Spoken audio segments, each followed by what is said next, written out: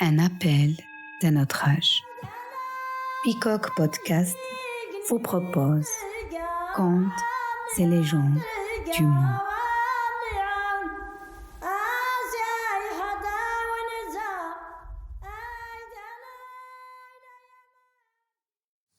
Destination la Russie. Baba Yaga. Dans un village de la campagne russe, vivait une petite fille qui n'avait plus de maman. Son père se remaria, mais il choisit une méchante femme.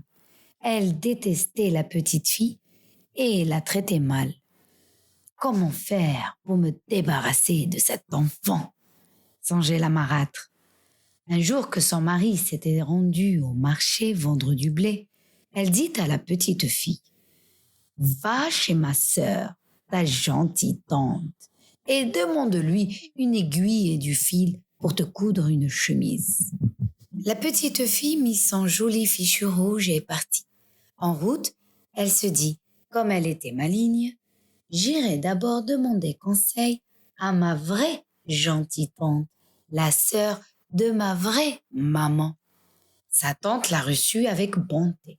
« Tante, dit la petite fille, la nouvelle femme de papa m'a envoyée chez sa sœur, lui demander une aiguille et du fil pour me coudre une chemise.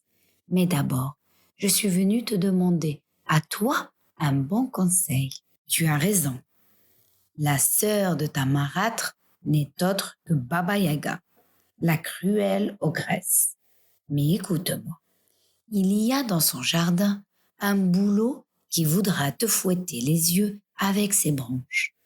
Noue un ruban autour de son tronc. Tu verras une grosse barrière qui grince et qui voudra se refermer toute seule. Mets de l'huile sur ses gonds. Des chiens voudront te dévorer. Jette-leur du pain. Enfin, tu verras un chat qui te crèverait les yeux. Donne-lui un bout de jambon. »« Merci bien, ma tante, » répondit la petite fille. Elle marcha longtemps, puis arriva enfin à la maison de Baba Yaga. Baba Yaga était en train de tisser. « Bonjour, ma tante. »« Bonjour, ma nièce. »« Ma mère m'envoie te demander une aiguille et du fil pour qu'elle me cose une chemise. »« Bon, je m'en vais te chercher une aiguille bien droite et du fil bien blanc. En attendant, assieds-toi à ma place et tisse. » La petite fille se mit au métier. Elle était bien contente. Soudain, elle entendit Baba Yaga dire à sa servante dans la cour: « Chauffe le bain et lave ma nièce soigneusement. Je veux la manger au dîner. » La petite fille trembla de peur. Elle vit la servante entrer et apporter des bûches, des fagots et des seaux pleins d'eau.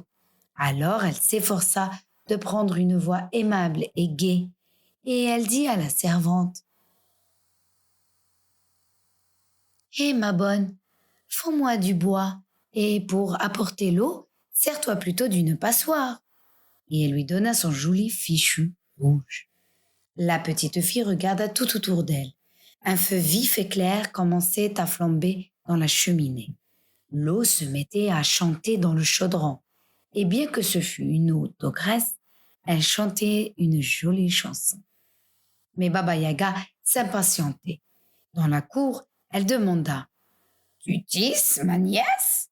Tu tisses, ma chérie? »« Je tisse, ma tante, je tisse. » Sans faire de bruit, la petite fille se leva, alla à la porte.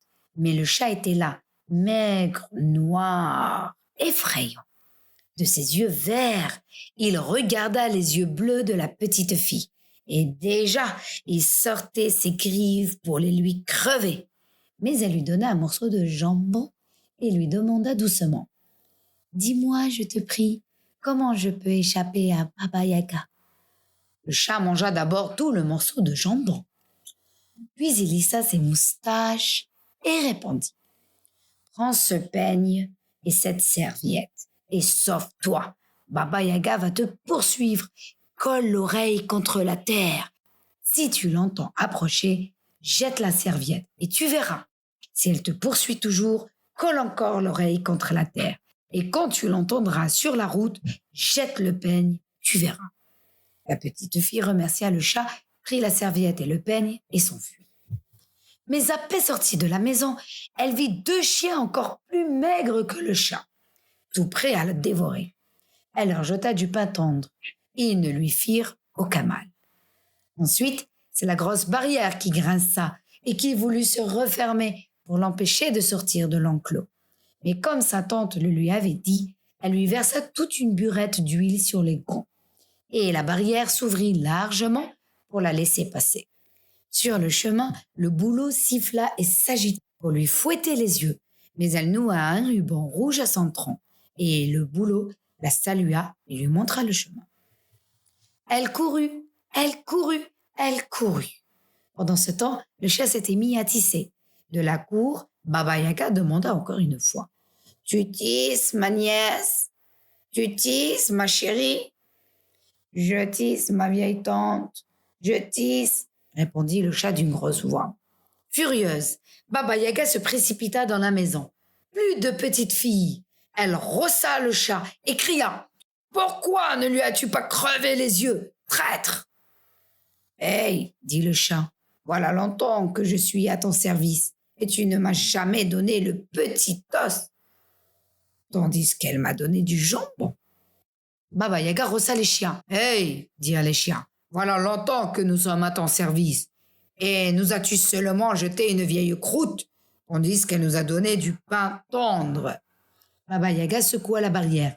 « Hey, dit la barrière, voilà longtemps que je suis à ton service et tu ne m'as jamais mis une seule goutte d'huile sur le gant, tandis qu'elle m'en a versé une pleine burette. » Baba Yaga s'en prit au boulot. « Hey, dit le boulot, voilà longtemps que je suis à ton service et tu ne m'as jamais décoré d'un fil, tandis qu'elle m'a paré d'un beau ruban de soie. »« Et moi, dit la servante, à qui pourtant on ne demandait rien, et moi, depuis le temps que je suis à ton service, je n'ai jamais reçu de toi ne serait-ce qu'une loque, tandis qu'elle m'a fait cadeau d'un joli fichu rouge. » Baba Yaga siffla son mortier, qui arriva ventre à terre, et elle sauta dedans, jouant du pilon et effaçant ses traces avec son balai. Elle s'élança à la poursuite de la petite fille à travers la campagne. La petite fille colla son oreille contre la terre. Elle entendit que Baba Yaga approchait. Alors elle jeta la serviette qui se transforma en une large rivière. Baba Yaga fut bien obligée de s'arrêter. Elle grinça des dents, roula des yeux jaunes, courut à sa maison, fit sortir ses 3 bœufs de l'étable et les amena près de la rivière. Et les bœufs burent toute l'eau jusqu'à la dernière goutte. Alors Baba Yaga reprit sa poursuite. La petite fille était loin. Elle colla l'oreille contre la terre. Elle entendit le pilon sur la route. Elle jeta le peigne qui se changea en une forêt touffue. Baba Yaga essaya d'y entrer, de scier les arbres avec ses dents. Impossible. La petite fille écouta. Plus rien. Elle n'entendit que le vent qui soufflait entre les sapins verts et noirs de la forêt. Pourtant, elle continua de courir très vite parce qu'il commençait à faire nuit et elle pensait « Mon papa doit me croire perdue. » Le vieux paysan de retour du marché avait demandé à sa femme « Où est la petite ?»« Qui sait ?» avait répondu la marâtre. « Voilà des heures que je l'ai envoyée faire une commission chez sa tante. » Enfin, la petite fille, les joues toutes rouges d'avoir couru, arriva chez son père. Il lui demanda « D'où viens-tu, ma petite ?»« Ah, dit-elle, petit père, ma mère m'a envoyé chez ma tante chercher une aiguille et du fil pour me coudre une chemise. Mais ma tante, figure-toi, que c'est Baba Yaga, la cruelle ogresse. » Et elle raconta toute son histoire. Le vieil homme était très en colère. Il roua de coups la marâtre et la chassa de sa maison en lui ordonnant de ne plus jamais revenir. Depuis ce temps, la petite fille et son père vivent en paix. Je suis passée dans leur village. Ils m'ont invitée à leur table. Le repas était très bon et tout le monde était content. Collectif Contes d'Europe. Isabelle Anglade, rue des Enfants.